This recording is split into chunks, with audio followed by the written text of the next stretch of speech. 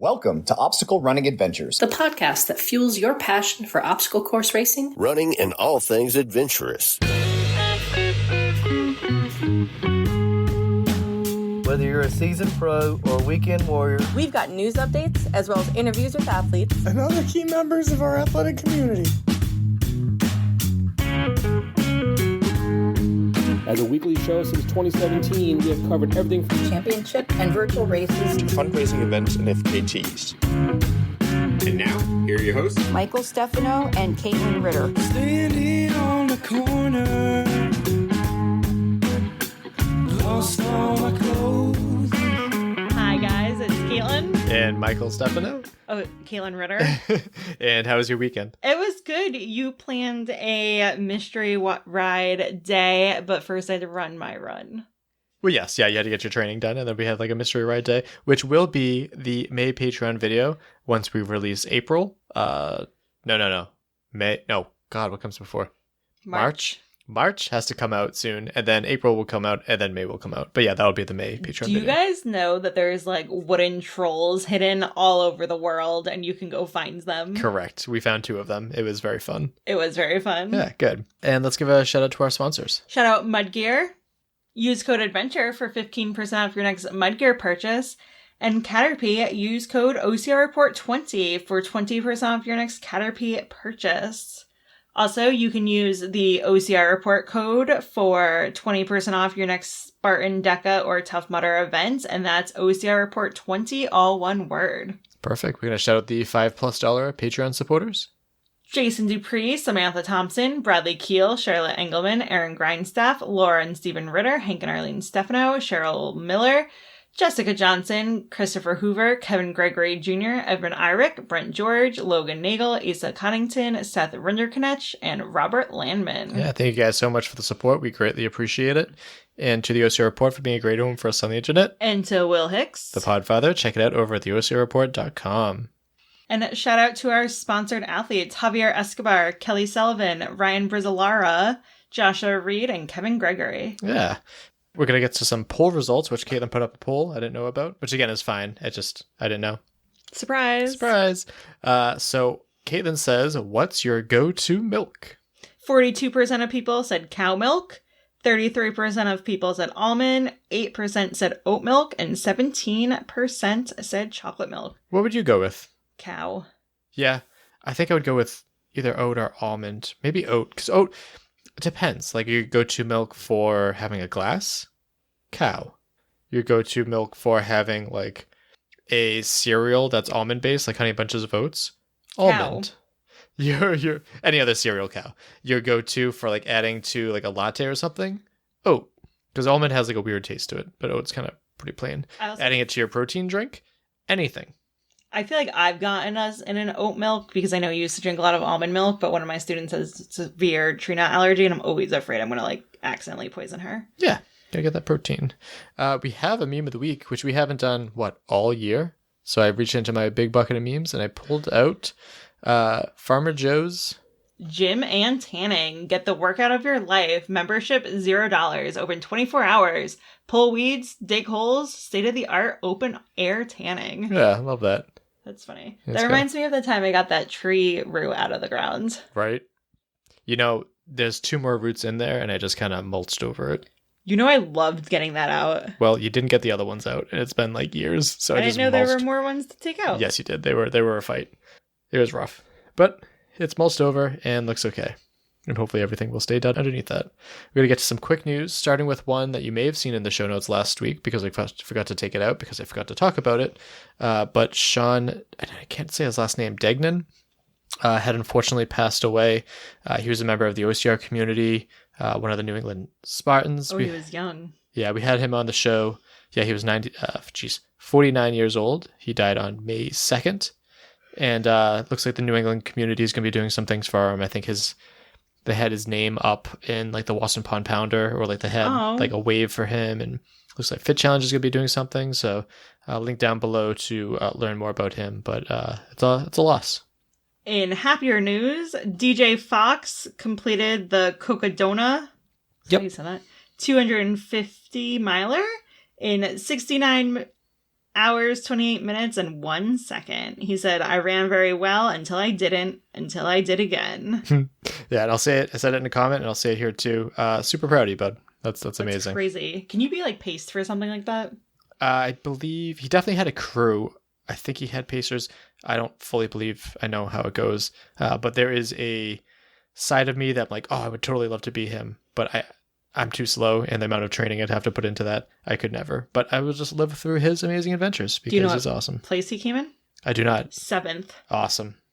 I mean, could be better, but Michael. Amazing, yeah. So this is a news story that kind of threw me off because I thought I knew this. You did know this. But like he talked about it in the interview. Yes. But I thought he already announced it. So it's another baby. Anyway, Joe Rucco. Same baby. Is it? The one that he mentioned. But I'm like, oh yeah. And I just kind of shrugged it off because like I know we talked about it. But that was a previous baby, I think. Anyway, Joe Rucco and Lindsay, they have an announcement that they're Anthony, the yes. baby. Not the I didn't baby. want to say his name, but yeah. Oh, the toddler that they already have has an announcement. He's being promoted to Big Brother. They have a baby girl due soon. Yeah. So apologies to Joe. I didn't mean to shrug it off. I thought it was public knowledge, and I thought I knew. I don't know. Very exciting though. Next up, Sophia Harnedy finished something pretty difficult. She finished the Sedona Canyon's 125 miler. A year in the making, countless hours of training, climbing, and fueling all led to this past weekend at the Sedona Canyon's 125. They say slow and steady wins the race, and that's exactly how I took it. Sometimes painfully sluggish through the night, forcing down calories my body didn't want, trying to stay grounded when the hallucinations crept in. But each time the sun rose, I kept moving. Yeah, congratulations, Sophia. You are tougher than I am. That is 63 hours. Pretty incredible. That's well done. Next up, a shout out to Molly Crowley. Molly Crowley earned her Bachelor of Science in Exercise Science. She's on to a master's degree in athletic training. Yeah, congratulations to her. That's awesome. Also hope that foot's healing up for you, Molly. All right, we covered almost like the opposite of this news story with Emma Cook-Clark, but Annie Doobie said, we did it. 9 months of blood, sweat, and tears with some truly rad humans. I had zero clue what to expect when I crutched into Fire Academy orientation last August. Turned up to be one heck of a journey, and I'm so freaking proud of us. So congratulations to Annie. Nicole Kukia. I don't know how to say it, but I met her at Worlds last year. Won the Keys 100-mile race. She said, at my first 100-mile race in the book, 18 hours, 24 minutes, and 42 seconds. Always room for improvement, but definitely a solid starting point. Yes, it is. And she said that she's interested in going for the World's Toughest Mudder women's record, which is held by Chris Rogloski. So yeah, best of luck to her. Holy smoke, she has 7 kids. Oh. She said, and to my husband for holding down the fort at home to allow me to do things like this while taking care of our 7 kids. Yeah, I thought holy smokes, it only took her like 18 and a half hours. Oh yeah, that too. Caitlin, you found this news story too. Yes, so in the World's Toughest Mudder community, Melissa Dugan posted WTM 2025 bar crawl announcement Monday directly after the brunch. Which is at the venue. Only 15 minutes from the venue/brunch location. Please post below. So it's at Clubhouse. Oh my gosh, it's because it's not English. It's not American spelling. By the Beer Keller. So it's going to be at 7 High Street, Grantham, NG31 6PN, which sounds made up, but I don't believe that it is.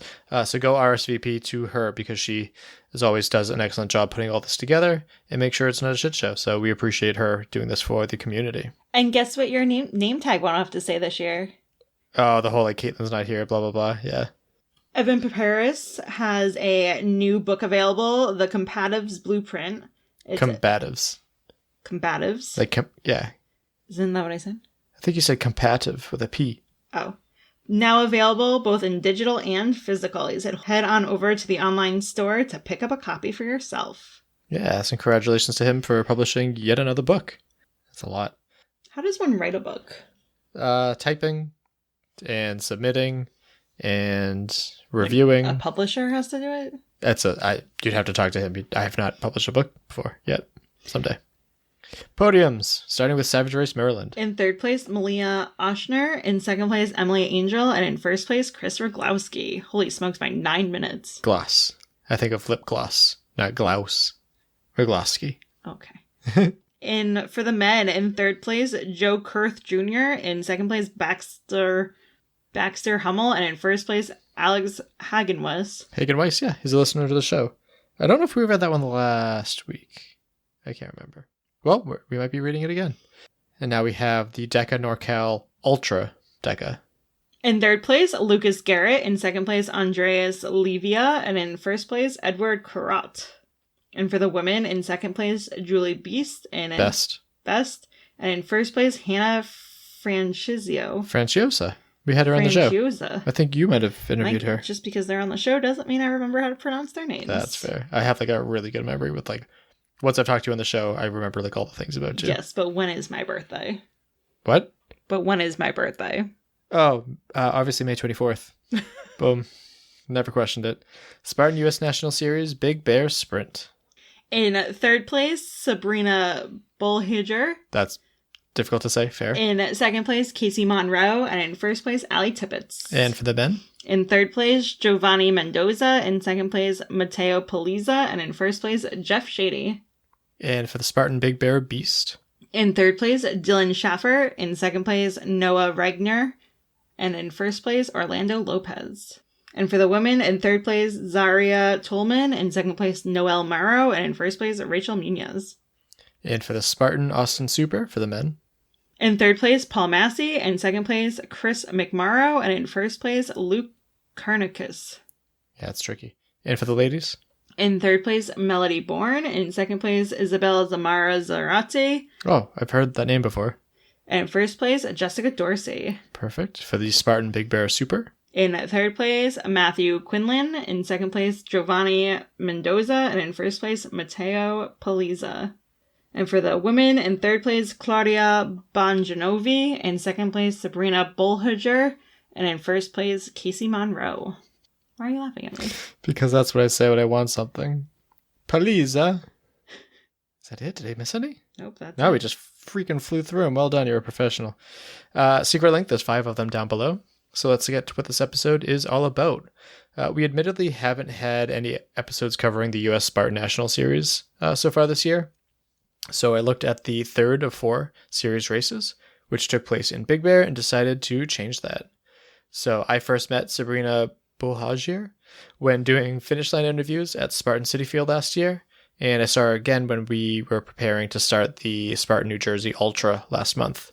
So when I saw that she took a podium finish at a Spartan Series race, I reached out to her to have her on the show to be a guest via an interview. So we discussed her athletic background being swimming, how she found the sport of obstacle course racing, how this and the previous 2 series races went for her, as well as her preparation for 2 big Spartan Championship weekends later this year. So let's get to the talk with Sabrina. We'll start off with your name and where you're from. My name's Sabrina Buhagiar from Martinsburg, West Virginia. So made a big trip over here on the West Coast. Yeah, definitely. So we first met when I covered City Field. I believe that was last year. But I'd like to know more about your athletic background and how you found obstacle course racing. Sure, absolutely. So my background really is collegiate swimming. So I swim at the Division II level, and I've always been fond of doing this dry land work and running on my own. And I really didn't get into obstacle course racing until just one race in 2023 when I signed up, just thinking that I'd be pretty decent at it based on just what I enjoyed doing in my regular training on my own post collegiate swimming level, right? And I did pretty well, and I kind of hit the ground running from there. So not a whole lot of background in regard to distance running and obstacle training. So just these past 2 years, I've really just been doing my best with a couple of gym memberships and making use of random obstacles just within gym areas and such. So nice. Are you familiar with Calypso Sheridan at all? No, sir. Okay. I don't think so. So she was over in the States for a while doing really well with the races here, but she's from Australia, and her background is also swimming. Okay. So yeah. What kind of, I guess, what aspect of swimming do you think carried over well to this sport? I think just the mobility really and good core strength. I'll be honest, I'm really not that flexible. So I think, I've been really trying to work on that, but I think just being mobile in the shoulders especially is helpful. So yeah, no, that really makes sense. A little bit more yeah, a little bit of endurance, right, in a different way, breath control and things like that. But it's really hard to compare running and swimming. So, but I do think that the breath control and shoulder mobility is probably the two biggest ones. Yeah, I could definitely use some help on breath control. So we also spoke a little bit about your first Spartan Ultra, and I got to see you before the start as well. Yes, How did the Ultra go in New Jersey? I mean, again, that was so I enjoyed it. I'm glad that I did that. That was a tough course, and I knew it would be going in there, but it was a trial and error race for me because I had never done something like that. So I knew that I needed to be well fueled for that race, but I don't think it was quite enough, and that was something that I learned. So I held the lead for a good 18 to 20 miles, and after that, I really hit a wall. Right. And I was feeling, I think I ate over 1,000 calories just right in the beginning. But I think preparation wise, fueling up very, very much earlier in that week could have helped as well. So I know that, and I'll be prepping for the Ultra World Champs come July. But even I just have that one under my belt. So my next step is the World Champs in France. And I hope that what I learned here just recently is going to help carry over. Yeah. Have you talked to any of the athletes that competed in Morzine last year? No, sir. No, just no, I don't think so. I don't think so. I know Cassandra's doing it. I haven't really spoke to her much about that because I know she had the opportunity to go last year.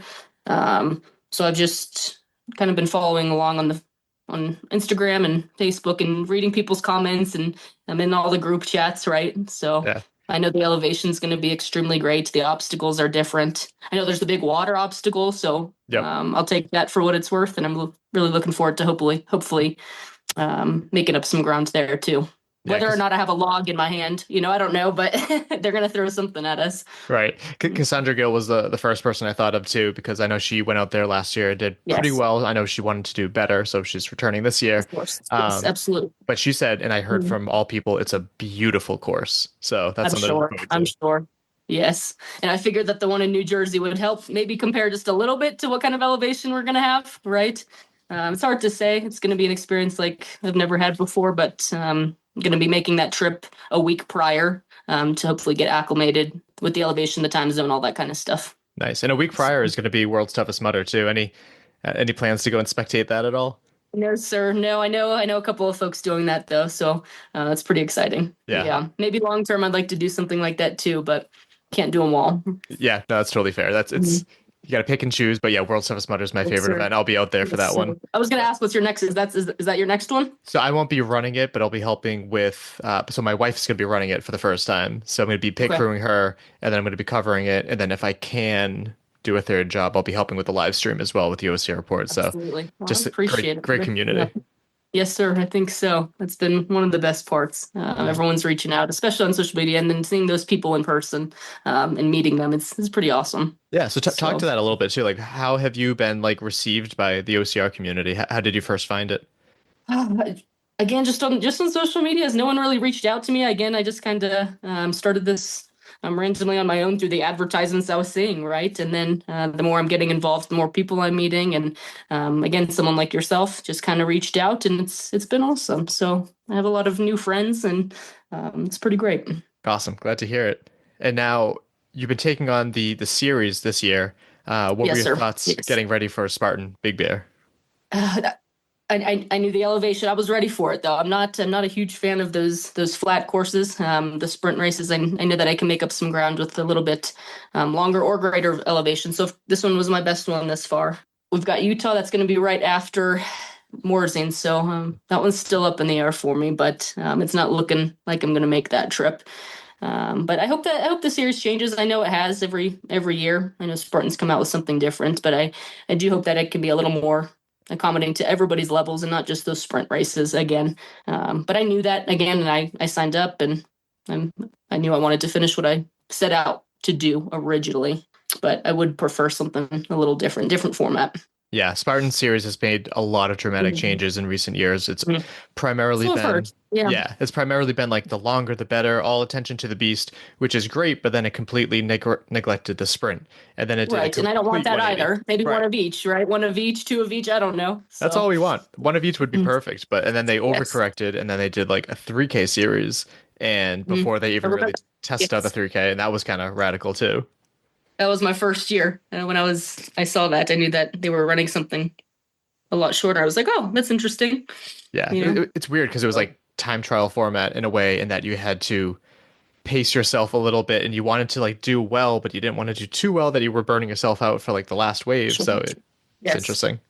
And now it's just a sprint only series. So Yes. I think you said it before, you would like to see like one of every distance. Yes. Yeah. Yeah. I think that would be accommodating to lots of athletes out there. You know, the ones that prefer the sprints and ones that prefer longer. So yeah, absolutely. So let's hear about this race itself, Big Bear. I've never had the chance to go check out that course, but I've heard amazing things. How did your race go yesterday?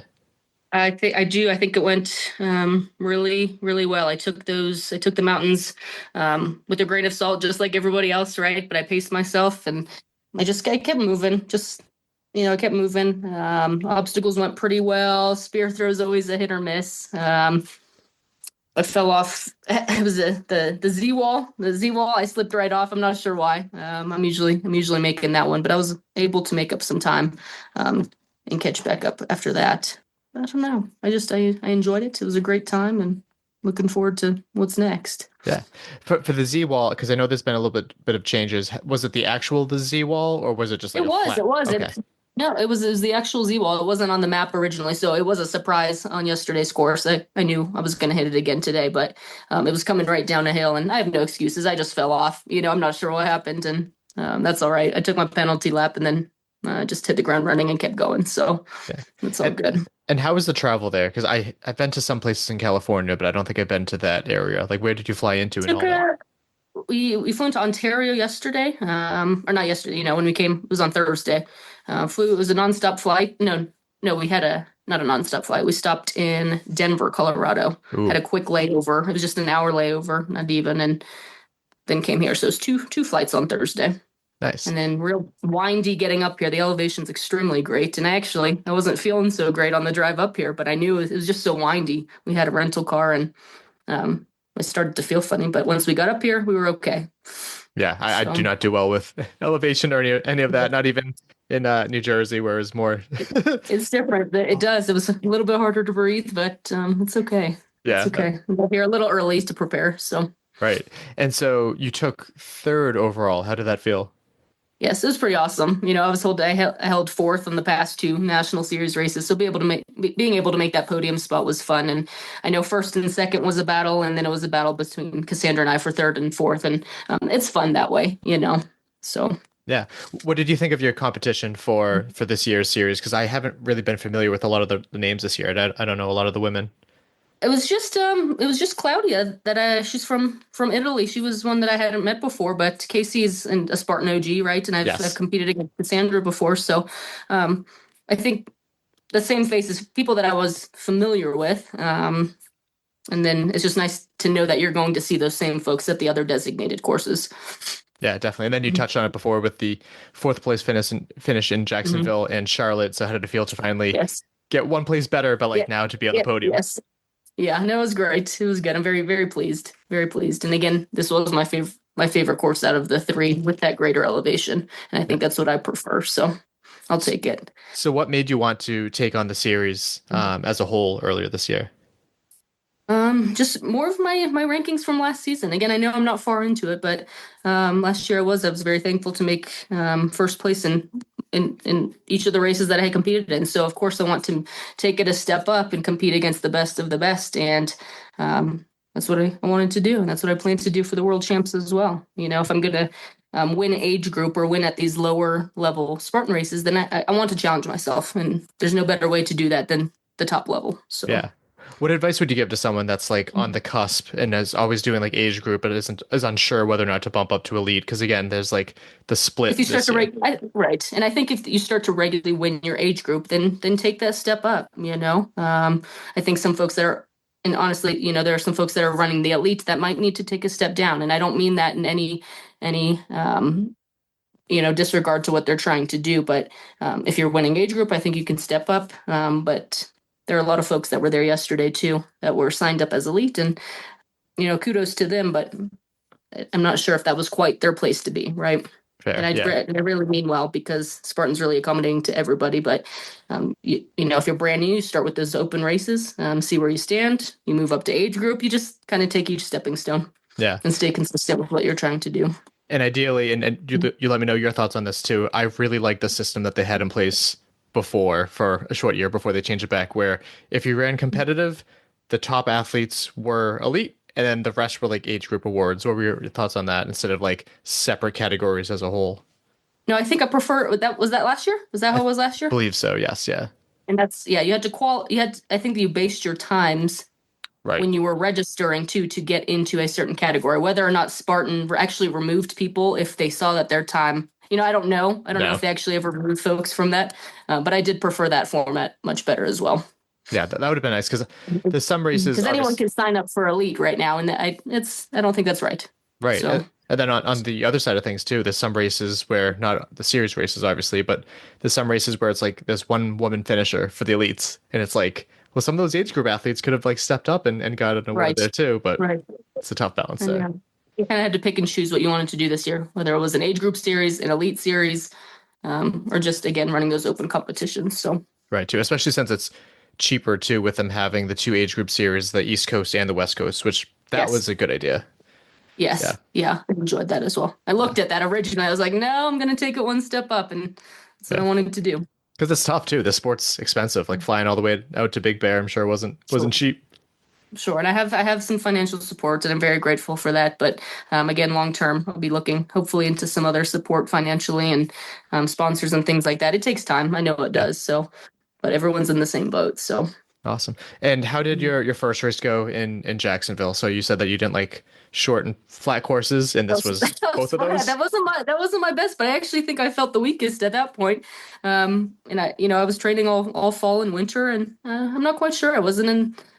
I'm not sure, really. That just wasn't my best. It's really hard for me to just get out and sprint right off the bat, and that's what it was, you know. So again, I just kind of knew that my time would come, hopefully, with these other races. And Charlotte was pretty flat too, I'm not gonna lie. So it's really looking forward to making that travel here. Yeah, I know that Spartan's been going to Jacksonville for a long time, and the series races are typically there too. Yes. I'm not as familiar with Charlotte, so what was different about that course? I think it was just a little more rocky. It was also flat, but I remember it being a little more rocky than the others, but really not too much of a difference. Those obstacles are relatively the same that we had. They've been relatively the same. I think, again, that Z wall was different. It's more of a traverse wall, but all the standard obstacles, and just did another quick venue. Not much more to it. Yeah. So, and then you said Utah, which is going to be the final race. How long after Morzine is that race? It's 1 week. It's 1 week since, right. And I'm going to, I'll have that Morzine. I'll be in there. It's like Sunday to Sunday. And then that following Saturday's Utah. So it's not looking too good. It's not looking too good. Right. But the last thing you'd want in the back of your head is to like take it easy in Morzine to prepare for another race too. So I think that's fair. Right. And knowing these standings right now, right, you kind of do the math, and the reality sets in and see where you're going to stand. So I'm holding fourth in that series right now, and just very grateful for what I've learned over these past few races. And again, I wouldn't take anything back what I did. So yeah, I mean, that's pretty solid. And was it only you needed to do 3 out of the 4 races for the series? Sir. Yes. Yep. Okay. Yeah, so I think that was They'll smart. take the best 3 or 4. Yeah. Yeah. Yeah. And some folks can't make one, right? If you simply can't make one, then you have that opportunity to something else. I like the flexibility of it too, because if you don't have that and everyone is mandatory, then it's weddings happen, life happens, funerals happen. Absolutely. Like, it's got to stay flexible. Yes. Absolutely. So evidently you liked the venue enough that you returned for Sunday. So how did today's race go too? Yes, no, it was good, and I wanted to prepare. So following the Ultra World Champs, I think next on my agenda after that is the Trifecta World Champs, actually coming to West Virginia. Yep. And I have never ran 2 races back to back, right? So of course I need to actually practice that. Yes. So I felt really good this morning, even after yesterday, and it's going to go in order for the Trifecta Champs as well, one sprint, one super, and then prepare for that beast the next day. So I needed to practice that today, and it was good. The elevation was greater for the super. We were just up and down the mountain over and over again, and it was fun. It was fun. Very pleased with how it went. I still feel pretty good. Good. And you took second for that one too, right? Yes, sir. Yes. Yeah. Oh, yes. Awesome. Yeah, Yes. Casey took that first place spot. Claudia was right behind me from Italy, and it's pretty good. Yeah. Awesome. Yeah. It's tough to get used to. It's both mental and physical preparing for a Right. race the next day after. And I've never done, well, I guess OCR World Championships. I've done 3 days in a row, but it's a lot. Absolutely. Sure. So again, just kind of learning as I go here, and I wanted to do that this weekend. So preparing for Morzine, what are some things that you're doing to ready up for that?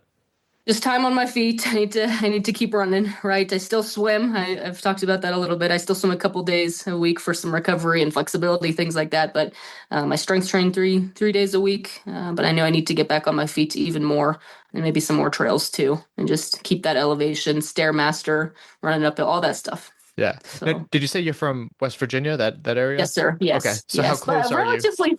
Relatively flat part of West Virginia. I'll have to travel to get to any. I know people think great mountains. I've never seen mountains like this in Big Bear. We don't have this, but I'd have to do a little bit of travel to get to some greater elevation. So if I can squeeze that into my training, I know that would be helpful. Yeah. And I've also heard that like West Coast trails are more like well manicured compared to East Coast trails. Did you find that in Big Bear as well? I do. I think so. Yes. Yeah. And especially on those downhills, right? I remember in New Jersey, I was sitting on my butt or taking it real slow going downhill because I thought, I'm worried about my ankles, my legs, all that stuff. But it was clean to run down, and I really had a great time. I felt like I was flying. So No, that sounds fun. Course. There are definitely some sketchy parts. And I'm from Massachusetts, so we have some rocky areas, but we don't have that kind of elevation. So I went to like a local ski hill, and it's just not the same. It's not the same. It's not the same. It's hard. It's hard to prepare. So do you know how Morzine's going to be in terms of like technicality? I think I don't recall off the top of my head. I took some screenshots and stuff from last year's race, and I was looking, but I think the elevation's roughly, it might even be below Big Bear. Okay. I think. But again, it's just going to be a 30+ mile race. I think last year was about 36+, with great elevation. So I think similar elevation, just a lot longer and different obstacles and such. And I am really glad too. I'm not sure if you're familiar, but the Spartan Ultra World Championships used to be a 24-hour event, which was great in its own way, but it kind of took away from World's Toughest Mudder, and World's Toughest Mudder is like that that kind of event. And so now the Ultra World Championships reflects the Spartan Ultra, which I think is good because it draws awesome elites like yourself. So I think that'll be interesting. Thank you very much. No, I didn't know that. Yeah. Well, again, learning as I go, learning about the history of the sport and learning all the new stuff. It's been fun. Yeah. And then for Trifecta World Championship, so that is in, was it October? It'll be in September. I think second week in September. So after Morzine, really don't have much plans. Maybe a road race or just a fun trail race in between that. But those will be my next two big ones that I go to for Spartan. Yeah. So West Virginia has been used for a while in terms of like age group series races, North American World Championship races, but this is the first time it's going to be used for the Trifecta World Championships. Yes. Yeah. So that should be really interesting. I'm hoping there's a lot of Europeans that fly over too, because that's, I think, what makes those events so interesting. So what are your feelings on that event? It's roughly my backyard, right? So just a few hour trip just to get there. But I would like to see other folks come in. I think some other competitors are discouraged that it's not in Greece, right? All the folks that usually go to that one. So I hope that doesn't hinder them coming to the United States for this. But if that's a world championship event, I would expect to see some pretty standout athletes coming in. Yeah. So hopefully we haven't confirmed it yet, but we're hoping to make the trip down and cover that event because I've never covered the Trifecta World Championships, and this is the closest it's ever been. So I'm hoping that we can make it up to there because that sounds like it's going to be a lot of fun, a big weekend. And I think they've already planned for 2026 to go back overseas, though, as well. Okay. Regardless of how this one goes, I think. That's good to know. I haven't seen too much of that. I know that a lot of the races are going over to Europe because OCR is doing better financially in Europe. So I think that might be a factor too, but all the more reason to go and support, West Virginia. Yeah, absolutely. Yeah. It's pretty awesome. And then are you familiar with like OCRWC at all? Because they took a year off this year, but next year they said that their attention would be somewhere on the east coast of the US. Not quite. Okay. No, so I haven't looked to that. So that was like the original, there was Spartan and then there was like Obstacle World Championships and just those were like the big two. And now there's like FISO and like other OCR, WC, that's more obstacle friendly, right? It's more, I think the rules are more strict on the obstacles, and right? I think you have to have them, like you have to make them. Yep. Yeah. So OCRWC is mandatory obstacle completion. Yes. So you have the one band, and if it's multiple attempt on the obstacle, which is fun because athletes can throw themselves at it and you can really see awesome displays of fitness. Whereas Spartan, like you mess up and it's burpees or a penalty lap, which I am glad that we've gone more to penalty lap. But yeah, it's really interesting because but it's really interesting that it's now you really have to have the obstacle game. Whereas in Europe and like the FISO World Championships, they have their 3-band system, which I'm not sure if you're familiar with that. Yes, I've read about it. Yeah, so it's a little more confusing in that when you're competing, you're not sure, you don't know how many bands the person in front of you has. So like you could be chasing them down and then turns out they have to do like 2 penalty laps and you have no way of knowing. So it's a weird sport in that way for a spectator point of view too. It's like, who's winning? We don't really know.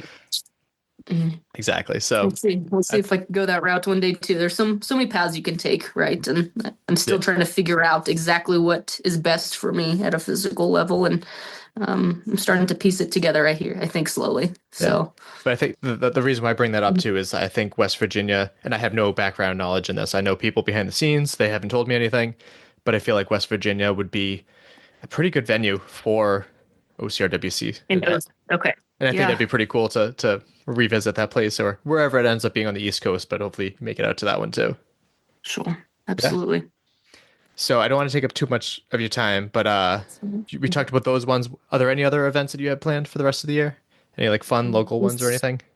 No, sir. I have a 10-mile road race here in Baltimore coming up at the start of June. So I've never, can't say I've really done much road racing. So I'm looking forward to that just to see what my pace would be on relatively flat land, right? No trails, nothing like that. So it'll be pretty cool. And then maybe, again, there's another company that I like to follow. They do fun trail races too. And I have a free voucher to use for one of their races this year. So maybe I'll do that too. Oh, sweet. Awesome. And then any sponsors or people that you'd like to thank? Yeah, absolutely. I have my +1 with me, Anna. She's always on these trips with me. She's part of my family and is always supporting me in every endeavor. And I have the Johnson family back, and they live in Savannah, Georgia. They've been very, very supportive of me from a personal level and financially here over the years. And I'll give them some great credit. And then, of course, all of the Spartan Race volunteers and staff, always out there supporting us, and yourself included, just trying to grow our sport. And I'm very thankful. I appreciate that. I try. So. Yeah, I sacrifice more Sundays than people realize, and trying to make sure that like we get more athletes on and keep shining the spotlight, because the sport is still there's still some great events happening in the U.S. and I want to give credit for that. And then I also saw that you're supported by Honey Stinger and Simply Good Supplements. Yeah, you're just more of an ambassador for them, right? Not much sponsorship specifically from them, right? But I'm proud to support. I do take some of their stuff, and it's been helpful in my training, and some new things that I incorporated when I started to really train harder. And I do feel like there has been a difference, more so specifically with the Simply Good supplements, just a little extra creatine. It's real simple stuff. I mean, he really goes by his brand, so very thoughtful in what he does. It's good stuff. Yeah, perfect. And then where can people follow you on social media? Social media, I'm on Instagram, Sabrina _ my last name. I know it's a tricky one. And then I'm on Facebook as well. But those are my two social media platforms. Awesome. Just to pat myself on the back real quick, I'm much better at spelling it now than I am pronouncing it, but I'm still working on it. That's all right. It's a tricky one. I know it for a lot of people. So awesome. Well, thanks so much for taking the time to come on. Congratulations on a really great weekend, and super excited to follow along with the Ultra World Championships as well as Trifecta World Championships. Hopefully the latter one, we'll see you there in person. Yeah. But have a great rest of your weekend. You too. Thank you very much. I'll talk to you again soon. Welcome back. Thank you for taking the time to come on the show, Sabrina. Really appreciated it. 4 related episodes. Episode 334. Rose Wetzel on longevity in sport, being a mother, Spartan Big Bear 3K, and more. Obviously has the Big Bear aspect in common. And then episode 386. Hawk Call on growing up in OCR, Big Bear National Series race, preparing for Broken Arrow, and more. Again with the Big Bear in common. And then episode 390. Spartan City Field with elites and vendors. And that was the one other time that we've had Sabrina on the show so far. Subscribe and follow wherever you get your podcasts. We are on all of the podcast players, and if you are on that purple podcast app, you can leave us a review. Yeah, you can follow us on the social medias. Instagram is primarily where we are, though we do have those posts go over to Facebook as well. You can support us financially on Patreon for as little as $2 or as many as $10. Yeah, again, please join on the website and not the app, since Apple will charge you additional fees. Coming up next... No idea. I had an idea. Is it the book? No, because I don't know if I'll have time to read that this week. Okay. This end of year has just been like really hectic with work. Okay, that's fair. I just feel bad because she gave us a free book and we haven't. I read the first chapter. Okay. It's good. Right. What's your idea? I'm not going to announce it on here. Okay, because I have an idea as well. Oh, I wonder if it's the same idea. Not a chance. It could be. Actually, that'd be really interesting. What's yours have to do with? Another eulogy. Oh. That's not mine at all. Okay. Do you have a joke or a quote to end this? I do. My joke is, what do you call a pig with the sniffles? What? Ham and sneeze. Oh, that's a good one. And my quote is from Jericho Silvers. If you feel like you're a mess, please look at the stars and realize that they are too. Look at the formless clouds and the tangling branches of the tree. They are too. Listen to the songs of the birds and the crickets. You'll find no melody in it, but they continue, because sometimes it's the greatest thing we can do. Be a mess and continue. I like it. Thanks. All right, well, that just about wraps it up. My name is Michael Stefano. And my name is Caitlin Ritter. And we'll talk to you next week. Bye. Bye. Thank you for listening. We hope you're feeling motivated, inspired, And ready to take on your next race or training run. If you've enjoyed this week's episode, leave us a review and share it with your fellow adventurous friends. Follow us on Facebook and Instagram at Obstacle Running Adventures. Don't forget to subscribe so you never miss an episode. Join us every week for more news, Stories and interviews from the community. Our intro song was Streaker by Straight Up. And our outro music is Iron Paw by The Best.